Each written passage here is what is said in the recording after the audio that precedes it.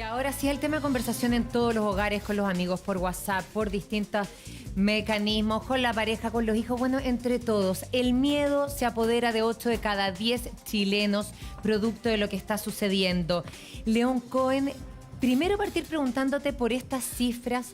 ¿Cómo ayudamos, cómo enfrentamos hoy día con la situación que vive nuestro país este miedo si aún no llega a lo peor?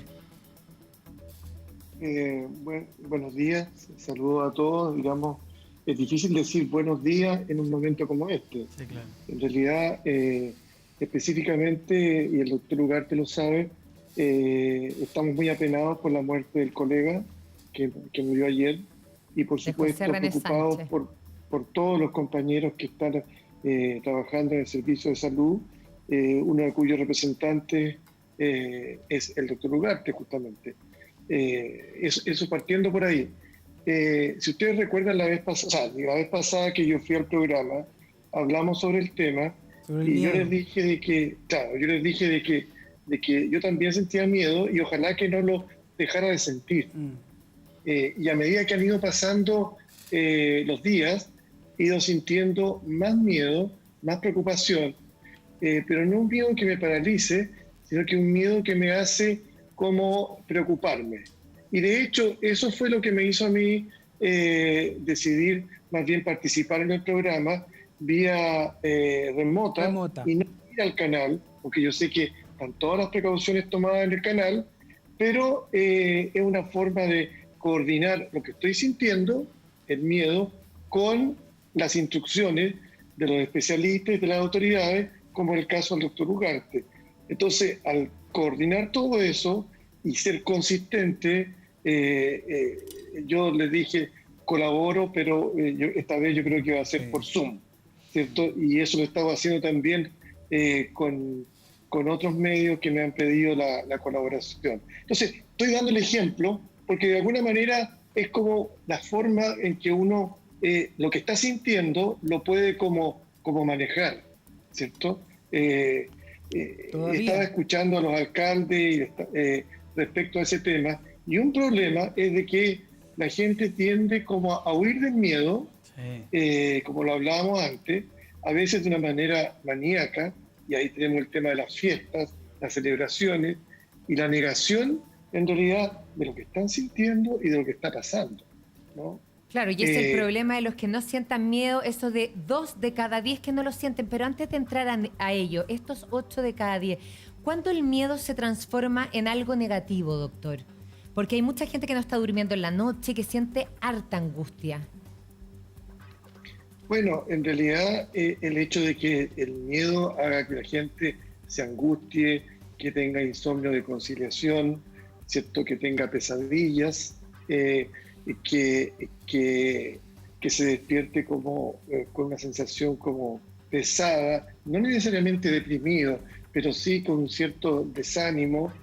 Hay que sumar a eso el hecho de que se ha acumulado toda la pesadez que entrega la cuarentena, ¿cierto? Que es algo inevitable, eso. La derivación peligrosa en irritabilidad en la relación con las personas, digamos, que están alrededor en la casa. Eso se ha visto, ¿cierto?, en la posibilidad de una mayor violencia intrafamiliar, ya sea con las parejas, con los hijos, con los familiares o con los vecinos también, o con los vecinos. León, el confinamiento lo hace todo peor, ¿no? Porque hoy día, cuando hablamos de la angustia y el manejo, más encima no puede salir, más encima la situación del país, uno habla de escucha colapsa, saturado, uno ve que no sabe si uno va a poder tener cama. A mí me dio, por ejemplo, a tener una conversación con mis papás antes de ayer. Ellos no pueden salir de la casa, pero me preguntaban qué iba a pasar si se enfermaban y ellos querían saber dónde podían ir. ¿Eso lo moviliza el miedo? Cuéntanos algo ahí. O sea, yo creo que ahí el punto está en la pregunta por la logística. Uno de los alcaldes estaba hablando respecto al tema. Es decir, si ocurre esto o este otro, ¿qué es lo que tenemos que hacer? Y de qué manera las autoridades, tanto políticas como de salubridad, como los profesionales en general, han ideado una logística que permita que la población se ubique. Y entonces, más o menos sepa, bueno, si empiezo con síntomas, ¿a qué lugar cercano puedo ir a hacerme el examen? ¿cierto? Hacerme el examen, ¿cierto? A qué lugar cercano y más o menos a salvo, con qué precauciones me puedo ir a hacer el examen. Y además, ¿qué significa eso? ¿Cuánto tengo que esperar, digamos, para que el examen... ¿Dónde espero esa respuesta? Si estoy con síntomas. O sea, toda esa logística es indudablemente una responsabilidad de los medios de comunicación a todo nivel.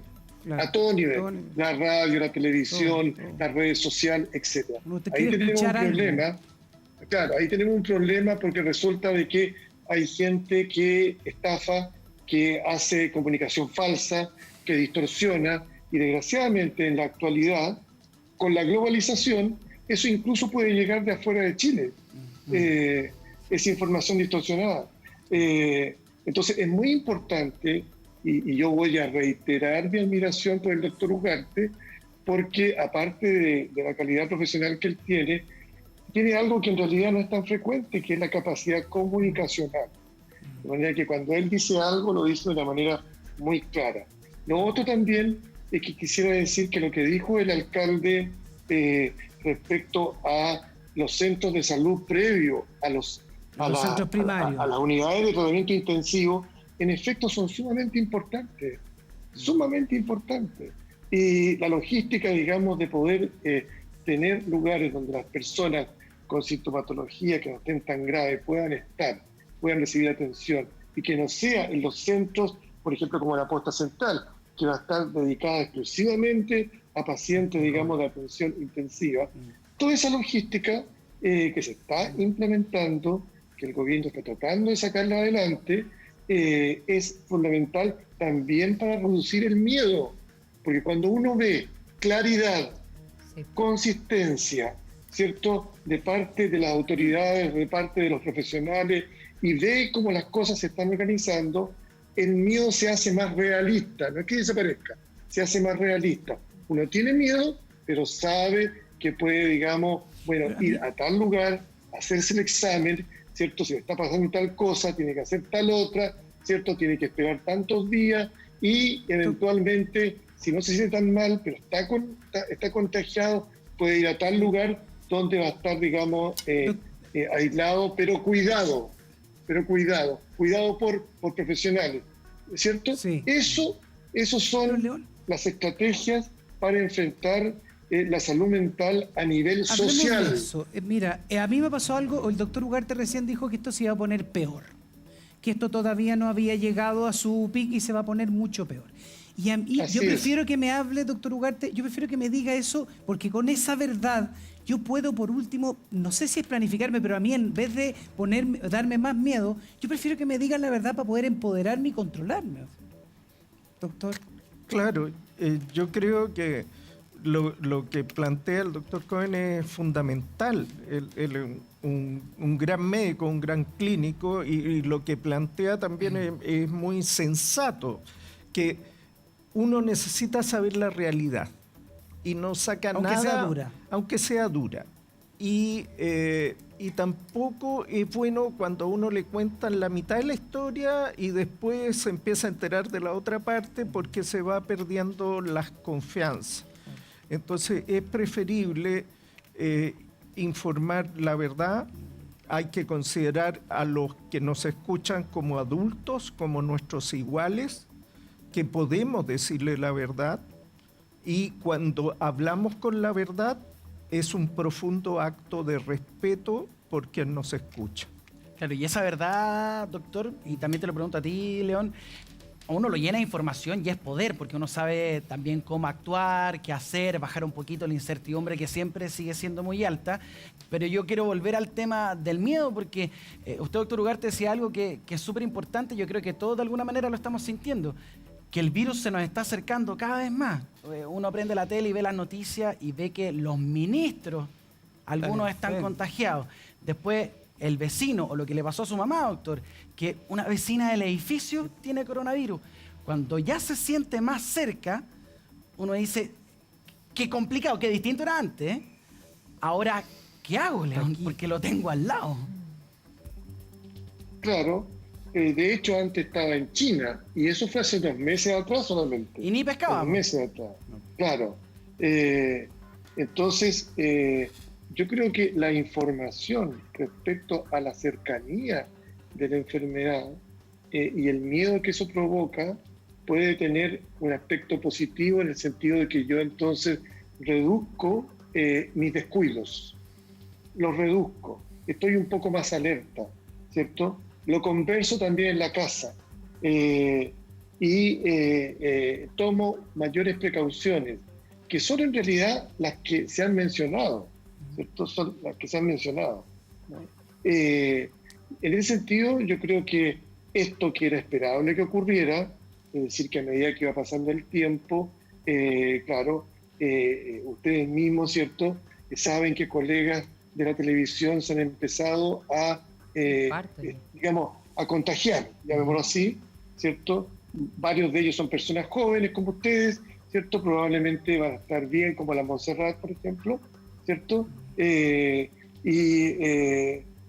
Pero ustedes también sienten, empieza gente como del rubro, el ambiente, gente conocida, de repente también a contagiarse.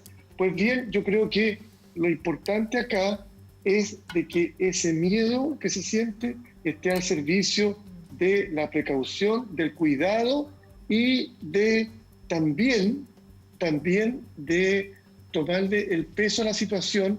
Eso tiene también como otros elementos que puede ayudar a enfrentar la ansiedad y el miedo, que es el tema de la solidaridad. A medida que todo esto se ha ido agravando, se han ido multiplicando las iniciativas de solidaridad en los más diferentes lugares, universidades, poblaciones, empresas, etcétera.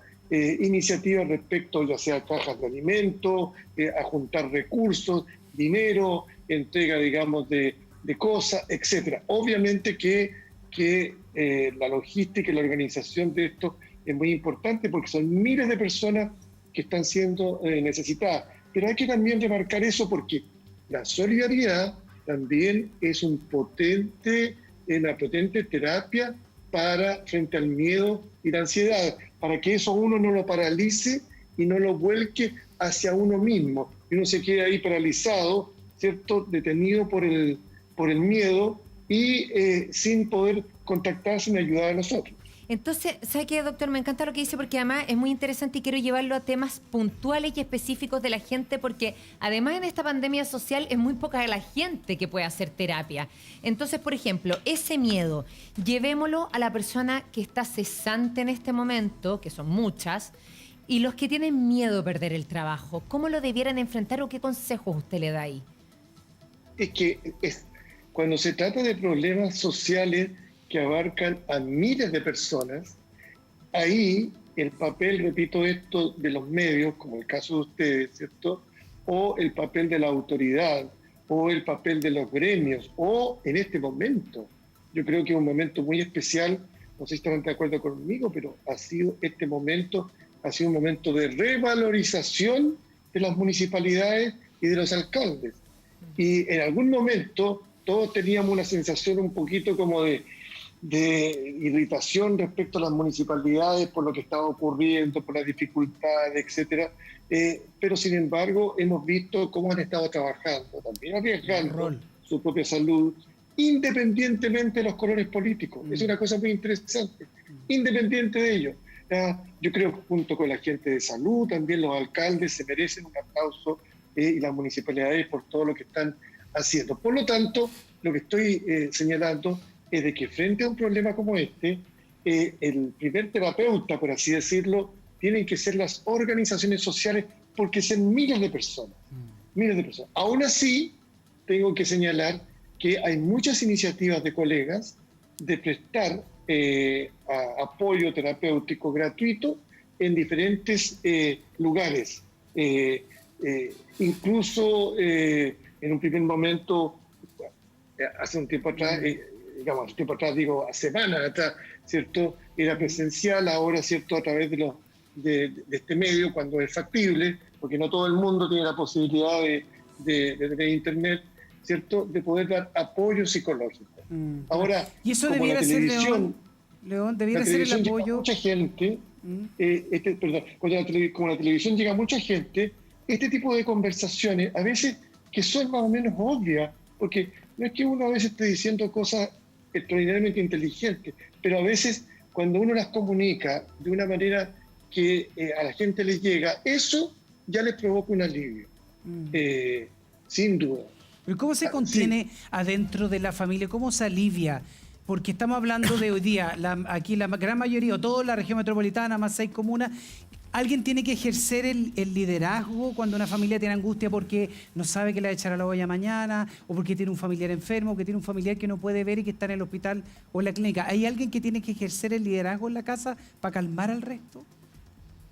Yo creo que la logística, tanto alimentaria como de salud mental y de salubridad en general, tiene que ser enfocada en este momento de una manera, por así decirlo, optimizada en aquellos sectores donde se expone más la región metropolitana a convertirse en una bomba de contagios y en una bomba también respecto a las UCI de los hospitales.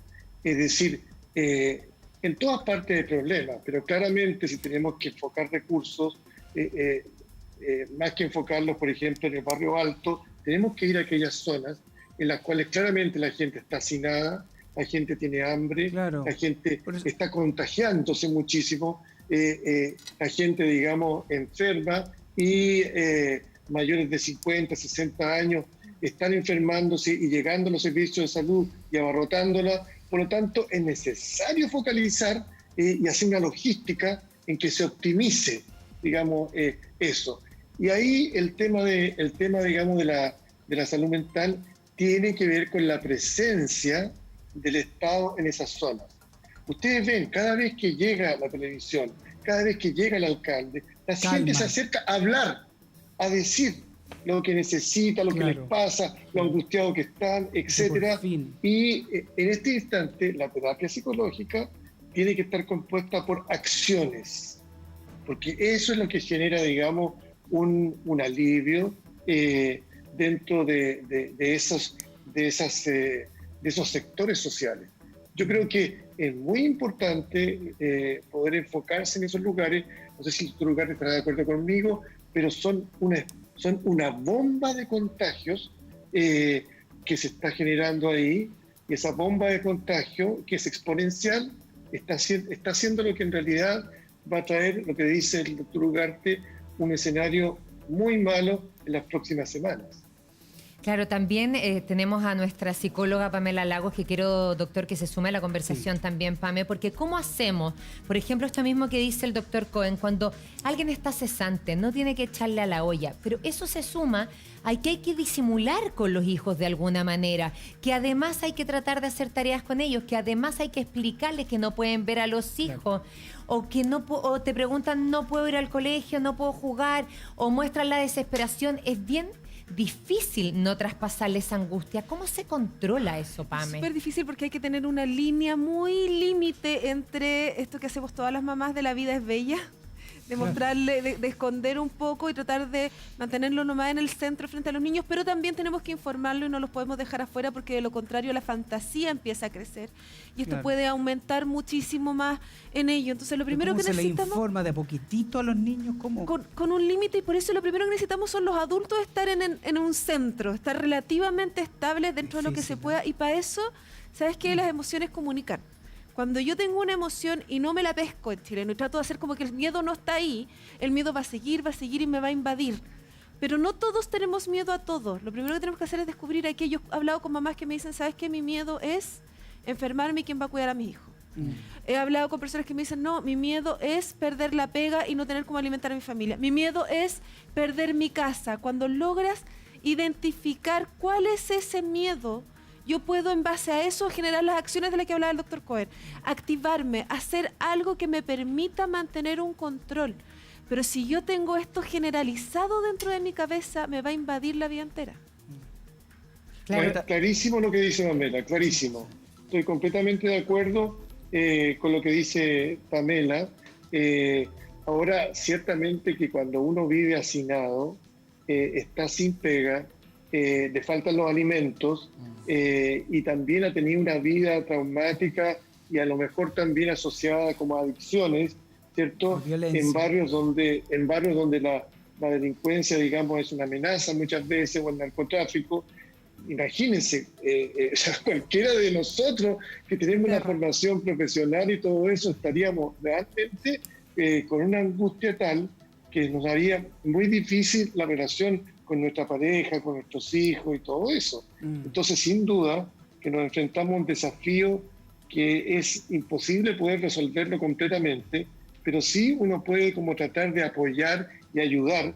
Y es muy importante lo que dice Pamela, porque cuando el miedo logra como reconocerse el foco, ¿cierto? Ya eso representa una ayuda. No es que eso uno lo pueda como hacer desaparecer, porque efectivamente la persona no tiene plata, no tiene alimentos quizás, no tiene trabajo, ¿cierto? El miedo a enfermarse, o sea, la posibilidad de enfermarse está ahí, pero si uno tiene claramente enfocado, sabe de qué se trata, entonces hay veces en que uno tiene que saber que en realidad no está temblando, sino que es un camión que está pasando por fuera. Pero ahí entonces, León, en esta descripción tan crítica que tú das, que efectivamente la están viviendo muchas familias chilenas y que es imposible no estar desbordado, por así decirlo, pero tú dices, hay que identificarla ya. Tienes identificado todos los tremendos problemas de necesidades básicas, ojo, que se están teniendo.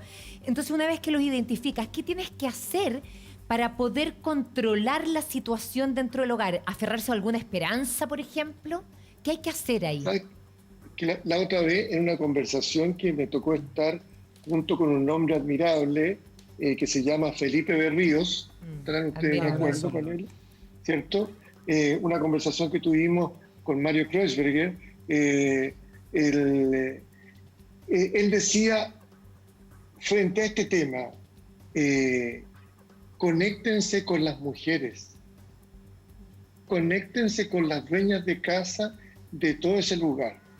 Él contaba una anécdota muy divertida respecto de que él vive en un campamento, ¿cierto? Y tenía ratones justamente en la casita donde él vive, ¿cierto? Y no hallaba cómo alejar a los ratones, hasta que se decidió hacer algo que era fundamental, que le preguntó a la señora de al lado. La señora de al lado le dijo, pero padre, llévese un gatito. Y se llevó un gatito y los ratones desaparecieron. Es que muy inteligente Felipe Berrío nos dijo, hay que preguntarle a la gente, y específicamente a las mujeres, porque son ellas las que tienen justamente, digamos, la función, digamos, tienen el peso de la contención de los niños, a veces también de la conexión de sus parejas. Se llevan el peso, ¿cierto?, de todo. Exactamente, y son las que se juntan con otras vecinas y se tratan de conseguir los alimentos también. Cuando uno ve, ¿cierto?, que van los noteros a ver, digamos, las poblaciones, ¿quién ve que se acercan? Mujeres. Son las mujeres las que se acercan y que hablan con ellos y que solicitan cosas. Entonces, el foco para lo que tú dices son las mujeres de todos esos sectores poblacionales que están ahí, ¿cierto?, dispuestas a luchar para sobrevivir, incluso a riesgo de enfermarse. Claro, pero ahí cuando yo le pregunto, ¿hay que aferrarse a algo? Porque yo le encuentro toda la razón que hay que preguntarle a las mujeres. Definitivamente eso es lo que hay que hacer. Pero ¿a qué se están aferrando muchos compatriotas? Uno puede decir, de repente puede ser hasta la caja de alimento en su minuto o un bono de emergencia, porque como bien hemos conversado tanto con la PAME, no hay certezas en este minuto. Que bajara la cifra de contagiados, por ejemplo, ¿a qué? No, o sea, digamos, las mujeres de esos lugares lo que buscan es tener su caja de alimentos o algo con que alimentar a su familia. Eso es lo primero. Eso es lo primero. Y eso es lo que los tranquiliza, y con eso tratan como de estar un poco más seguras para poder contener a sus hijos, ¿cierto? Además, es muy difícil tener a los niños dentro de casas tan pequeñas. Los niños están en las calles de las poblaciones, entonces las posibilidades de que los niños se vayan a contagiar por algunos adultos que pasen por ahí y que lleven ese contagio al interior de sus casas es muy alta, ¿cierto? Porque es muy difícil mantenerlos dentro. Claro, muchas de esas casas, a pesar de la condición de pobreza en que se encuentra, tienen televisión. Y algunas incluso tienen TV cable, de diversas maneras, ¿cierto? Y a veces los niños se entretienen con eso, pero el lugar es muy pequeño, entonces inevitablemente salen a la calle, ¿no? Pero quiero acentuar el tema acá, de que el tema, digamos, de las necesidades básicas en este instante es esencial. Y las logísticas tienen que ser varias. No critiquemos el tema de las cajas, está bien el tema de las cajas, pero también veamos otras alternativas. Ver, por ejemplo, cómo apoyar al almacén de la población, ¿cierto? Apoyar para que sea una fuente de distribución de alimentos para la gente de la población y poder entonces como que pagar al almacén a esa pyme, pagarle a esa pyme para que distribuya los alimentos en los vecinos que conoce, ¿cierto? Esa es una idea de Felipe de Ríos, no es una idea mía, y otras personas también lo han dicho.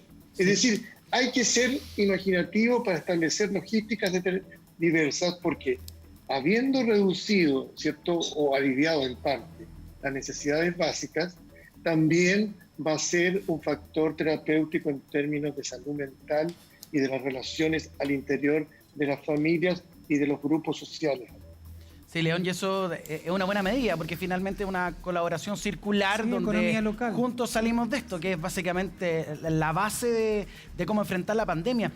Pero a mí me queda dando vuelta algo, León, de cuando tú dices poner a la mujer en el centro porque es contenedora, es quien nos entiende, todos nacimos de una mamá a quien adoramos. Pero yo también me pongo en la posición de tantas mamás, tantas mujeres también que son solteras, que van para los 3 meses, que también ellas pueden explotar tan hasta acá. Porque tú mismo decías, oye, tienen televisión con TV cable, pero después el vecino o la misma tele te dice, ojo, los niños no tienen que estar todo el día pegados a la tele. Después, ya que la consola, ojo, no pueden estar pegados todo el día a la consola. O las clases online, y yo no tengo internet, tengo que aplicar con el celular, después le paso el celular. O las mujeres que viven en campamentos, cuidado que no pueden salir y los niños están acostumbrados y juegan en el barro, les da lo mismo si llueve, se hace frío, se hace calor. Ellas también colapsan, las que viven solas, los que vivimos solos. O sea, son realidades súper difíciles cuando le estamos depositando además a la mujer contener y abrazar a toda una familia que está también pasándolo mal, acongojada con esto. La verdad es que a lo largo de todo el país, esas mujeres que no son profesionales y que tienen algunos oficios, son mucho más inteligentes de lo que uno cree, porque es una inteligencia, digamos, que años de pobreza, años de sobrevivencia, años de tener que aliarse con otras mujeres, de tener que comunicarse con las unidades, digamos, de la población, de enfrentar la delincuencia o de tener que manejar, digamos, como a las personas de su entorno. Todo eso les da una sabiduría, un conocimiento. Por lo tanto, donde voy con todo esto es que ellas jerarquizan. Es decir, lo primero en este momento es tener que comer. Incluso eso es lo esencial en este momento. No pueden salir porque muchas de ellas trabajan en comercios informales, no pueden salir, entonces tener que comer, ¿cierto? Para sus niños, para su familia. Sus hombres que trabajaban como en cosas, la construcción, por ejemplo, o en otro tipo de cosas, tampoco pueden salir, ¿cierto? Y muchas veces son personas que salen en la mañana, hombres que salen en la mañana, regresan en la noche, no tienen la red en la población que tiene la mujer. No tienen la red que tiene la mujer. Por lo tanto, ellas conocen mucho más de lo que está ocurriendo ahí. Por lo tanto, ellas tienen la inteligencia para discriminar que en realidad lo importante ahora es comer. Si los cabros están viendo mucha tele, bueno, verán mucha tele, ¿cierto? Después se verá ese tema. Pero tienen que saber qué comer. Sí.